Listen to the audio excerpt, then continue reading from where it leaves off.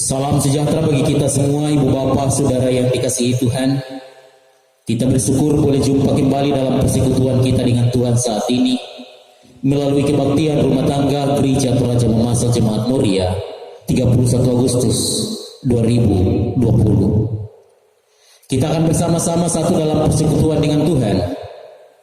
Dan yang menjadi keluarga penghimpun saat ini adalah keluarga Ibu Yohana Letlang, daerah pelayanan 2.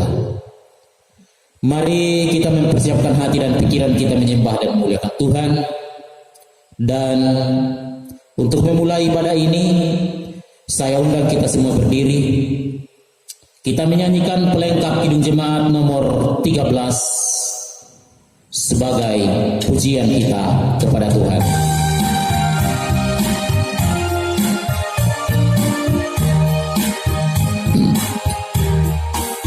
Kita masuk rumahnya, berkumpul menyembah kepadanya.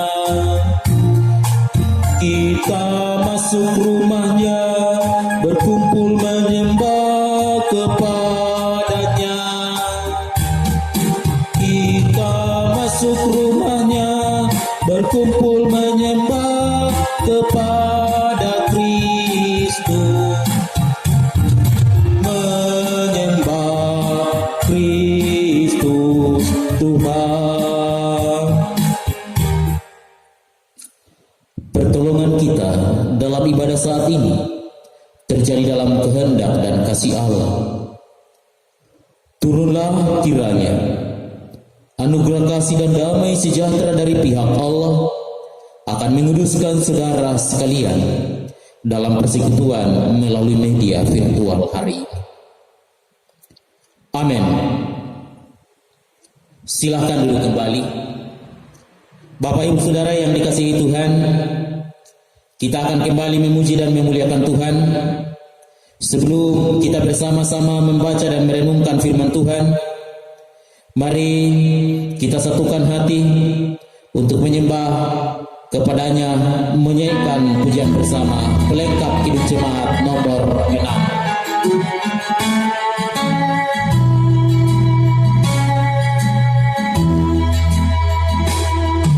Bersoraklah hai alam semesta, gembalaku.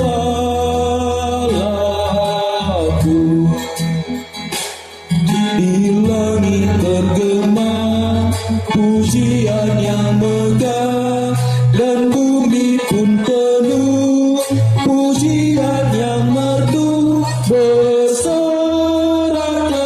hai alam semesta,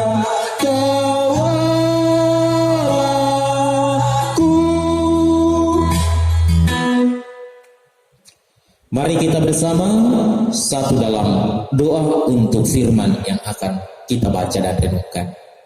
Kita berdoa. Terima kasih untuk kemurahan kasih-Mu ya Allah, yang selalu setia memelihara dan menuntun kami. Hingga hari ini kami kembali boleh bersekutu melalui media virtual, bersekutu tentunya di dalam kuasa kasih dan kehendak Allah. Kami bersama akan membaca dan merenungkan firman-Mu. Layakkanlah kami Allah, sehingga kami menjadi pendengar dan pelaku firman yang baik. Berfirmanlah Tuhan Yesus, kami sudah siap merenungkannya. Amin. Saudara-saudara yang dikasihi Tuhan, mari kita membuka bagian Alkitab yang hendak kita baca dan renungkan bersama.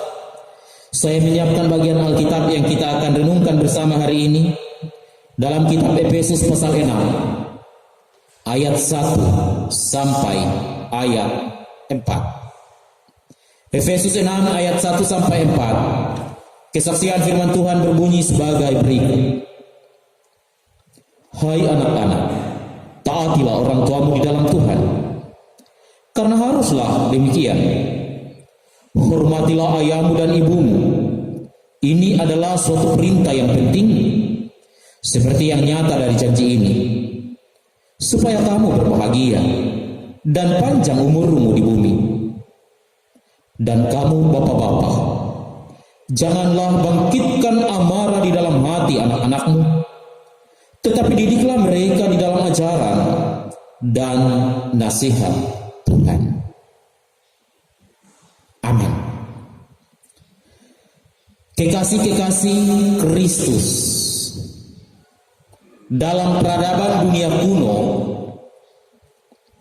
salah satu kisah yang pernah ada, mungkin kita semua pernah mendengarnya, pada tradisi zaman kuno di wilayah Asia, ada satu kebiasaan yang sering kali dilakukan oleh anak-anak kepada orang tuanya. Dalam bahasa Jepang itu disebut ubasute. Tradisi ini adalah ubasute, artinya pembuangan. Tradisi zaman kuno ini, ubasute adalah ketika seorang orang tua sudah berusia 70 tahun, maka anak-anak membuang atau mengungsikan orang tuanya ke hutan. Artinya supaya mereka meninggal di hutan, dibuang, diasingkan ke tengah hutan. Konon ceritanya ibu bapak, kisah ini bermula pada abad ke-6 ketika seorang raja memerintah. Raja ini sangat membenci orang tua. Mengapa? Karena dia katakan orang tua 70 tahun ini sudah tidak produktif. Kita tahu pada zaman-zaman kuno di sana yang terjadi adalah siapa yang kuat itu yang menang. Raja mengharapkan rakyatnya tetap kuat, berperang dengan kerajaan-kerajaan lain. Raja ini sangat membenci orang tua yang berusia 70 tahun ke atas, karena orang tua sudah tidak sanggup pada usia 70 tahun itu, dan seringkali menjadi beban bagi orang lain. Dia harus dijaga dan dirawat. Karena saking bencinya kepada orang tua yang berusia 70 tahun ke atas, raja ini membuat suatu peraturan. Aturannya mengatakan begini, bahwa setiap orang tua yang berusia 70 tahun ke atas tidak boleh ada di dalam istana atau kerajaan. Dia harus diungsikan, diasingkan, dibuang ke hutan. Siapa yang melanggar aturan ini akan dihukum mati. Tetapi ada seorang menteri dari raja itu sangat mengasihi, sangat menyayangi orang tuanya. Di satu sisi kalau ia membangkang kepada rajanya, ia akan dibunuh. Di sisi lain, ia sangat mencintai, ia sangat mengasihi orang tuanya. Sehingga kemudian sang menteri ini melakukan tindakan yang lain daripada yang lain. Ia menggali lubang di dalam rumahnya. Lalu ketika orang tuanya sudah berusia 70 tahun, ia menggali lubang itu, lubang yang sudah digali di dalam rumahnya. Dia desain sedemikian rupa sehingga di dalam lubang di dalam rumahnya itu ada kamar tidur yang nyamanlah bagi orang tuanya. Lanjut cerita ibu bapak, suatu ketika sang raja ini mendapat teka-teki dari kerajaan tetangga. Dan teka-teki itu tentu bukan hanya sekedar teka-teki. Ada akibat dari teka-teki itu. Kalau raja menjawab dengan baik dan benar, ia akan kemudian dihormati oleh kerajaan tetangga. Tetapi kalau raja itu tidak bisa menjawab teka-teki tersebut, maka kerajaan tetangga akan menyerang kerajaannya. Teka-tekinya adalah kerajaan tetangga membawa 2 ekor kuda ke raja tersebut. 2 ekor kuda tersebut persis sama besarnya, sama tingginya, mirip, hampir perbedaannya tidak ada. Dan Teka-teki itu kemudian berkata, pertanyaannya adalah, 2 ekor kuda tersebut, mana anak dan mana induk? Dan sangat sulit untuk dibedakan karena dua-duanya sama, besar, persis sama. Pertanyaannya, mana indukan, mana anak? Raja hanya diberi 1 kali menjawab, tidak boleh lebih dari itu. Tidak ada yang bisa menjawab, ibu bapak. Lalu salah seorang menteri yang menggali lubang di rumahnya untuk orang tuanya, ia minta pamit kepada raja. Dan ia pergi kepada orang tuanya. Dalam pikirannya, orang tuanya yang 70 tahun itu pasti sudah banyak makan asam garam, sudah banyak pengalaman. Dia bertanya apa yang harus dia lakukan untuk mengetahui mana kuda anakan dan mana kuda indukan. Sang ibu kemudian menjawab, anakku, ambillah rumput, taruhlah rumput itu di depan 2 ekor kuda tersebut. Kuda yang maju itulah anak, dan kuda yang mundur memberikan kesempatan ke yang satunya untuk makan. Kuda yang mundur itulah induknya. Induknya pasti akan mengalah. Hal itu dilakukan oleh anak itu, sang menteri. Raja sangat terkesan, raja sangat senang. Lalu kemudian dia berkata kepada menterinya itu, dari mana engkau mendapatkan jawaban itu? Karena ternyata benar, induk kuda itu mundur dan memberi kesempatan kepada anaknya untuk makan rumput itu. Lalu sang menteri bertanya, kemudian menjelaskan bahwa dia tidak membuang ibunya, tetapi dia menaruhnya dalam sebuah lubang di rumahnya. Sang raja bukannya marah, tetapi sang raja senang, dan mulai saat itu sang raja mencabut peraturan yang selama ini dibuat membuang mereka yang usia 70 tahun. Sang raja kemudian mengubah pemikiran bahwa ternyata mereka yang usia 70 tahun ternyata masih tetap berguna. Dari kisah ini, ibu bapak, memberi sebuah pelajaran berharga bagi kita. Bagaimana menghargai dan menghormati setiap orang. Setiap orang pasti punya kekurangan dan juga punya kelebihan. Tidak ada yang tidak berguna. Karena itu, satu hal yang pasti adalah bagaimana kita saling menghargai dan menghormati satu dengan yang lain. Bacaan kita mengarahkan bagaimana saling menghargai dan menghormati dalam lingkungan, dimulai dari lingkungan keluarga. Hai anak-anak, taatilah orang tuamu. Dan hai bapak-bapak, hai orang tua, juga didiklah anak-anak dengan ajaran dan nasihat Tuhan. Bagaimana Paulus mengajak umat-umat Tuhan di Efesus untuk membangun hubungan yang harmonis antara orang tua dengan anak-anak. Anak-anak menghargai, menghormati orang tuanya, dan orang tua menjadi teladan bagi anak-anaknya, sehingga dalam rumah tangga itu penuh dengan kebahagiaan dan keharmonisan. Ini juga menjadi tanggung jawab kita, ibu bapak, tanggung jawab saya dan kita semua. Anak-anak taat, menghargai, menghormati, tidak mempermalukan orang tuanya. Sebaliknya, orang tua menyatakan teladan yang baik. Orang tua terus mengajar dan menasihati anak-anak untuk hidup benar di hadapan Tuhan. Ada satu fenomena yang tentu perlu kita renungkan bersama. Terkadang anak-anak menghargai orang tuanya. Yang dimaksud di sini adalah ketika orang tua masih hidup, maka selayaknya anak-anak menghargai orang tuanya. Tapi terkadang nanti baru mati, baru anak-anak menghargai orang tuanya, dibuatkan liang dan seterusnya. Tidak ada gunanya. Justru sebenarnya pada saat hiduplah bagaimana kita mewujudkan cinta kasih itu kepada mereka, dan sebaliknya. Karena itu firman ini juga masih sangat relevan. Kisah di awal, cerita pada tradisi kuno tersebut juga memberi sebuah pelajaran. Mari membangun kebahagiaan, keharmonisan. Ingat apa yang dikatakan ayat 3. Supaya kamu berbahagia dan panjang umurmu. Orang yang menyatakan hormat, taat, dan cinta kasihnya kepada sesamanya, buahnya adalah kebahagiaan dalam berkat kehidupan dari Tuhan.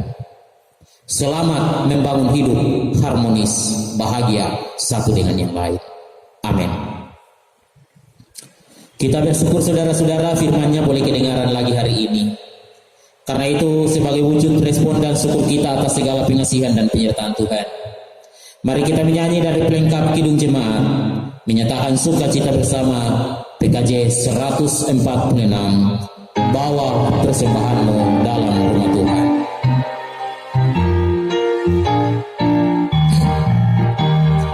Bawa persembahanmu dalam rumah Tuhan, dengan rela hatimu, janganlah jemu.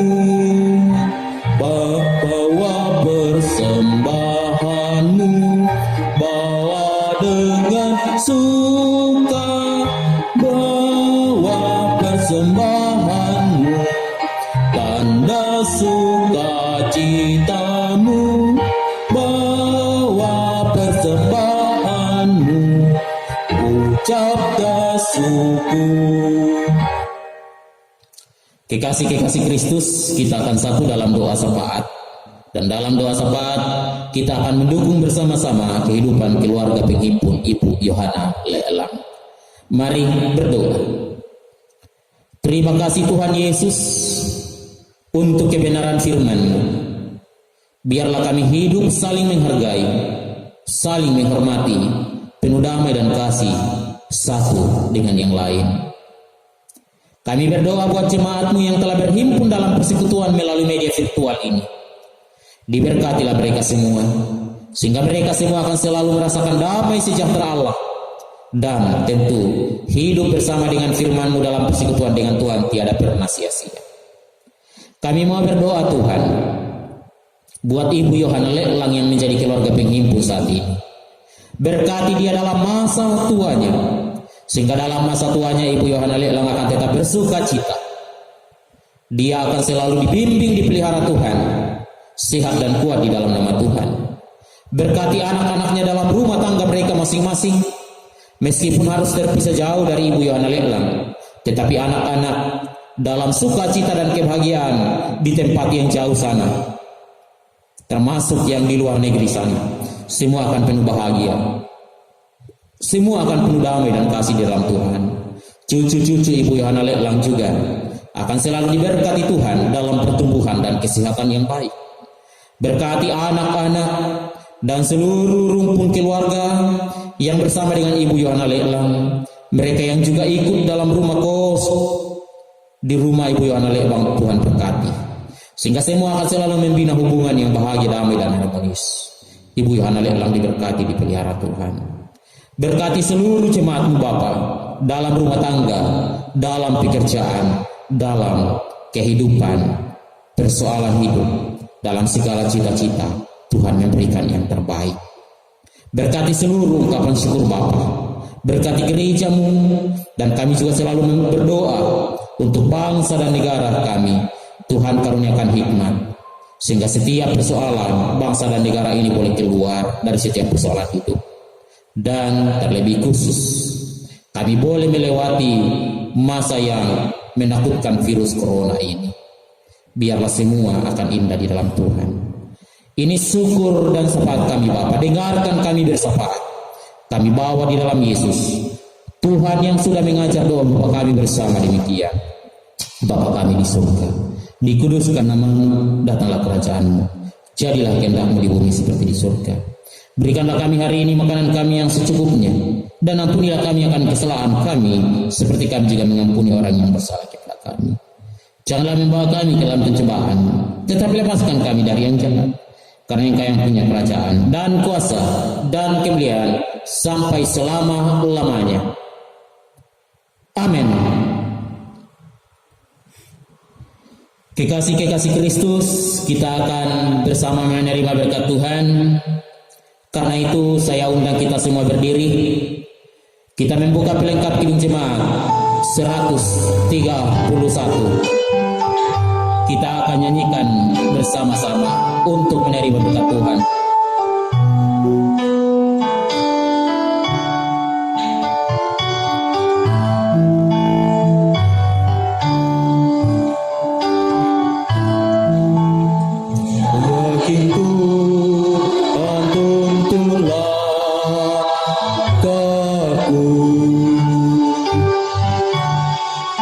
Serta membuka jalan bagiku.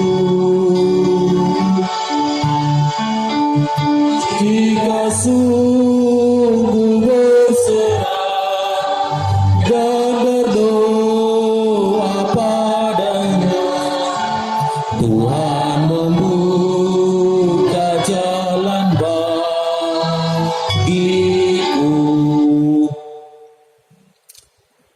Arahkan hati dan pikiranmu saudara, dan terimalah berkat Tuhan. Dalam damai sejahtera Allah dan pengasihan penyertaan Roh Kudus oleh Kristus Yesus, memberkati memelihara selalu kehidupan Ibu Yohana Leelang, yang akan menuntun dan menyatakan sukacita bagi keluarga Ibu Yohana Leelang, yang juga akan memberkati jemaat sekalian dari sekarang dan selamanya. Amin. Demikian ibadah kita hari ini. Terima kasih untuk jemaat yang sudah bersekutu. Terima kasih untuk Ibu Yohana Leelang yang menjadi keluarga penghimpun saat ini. Selamat malam.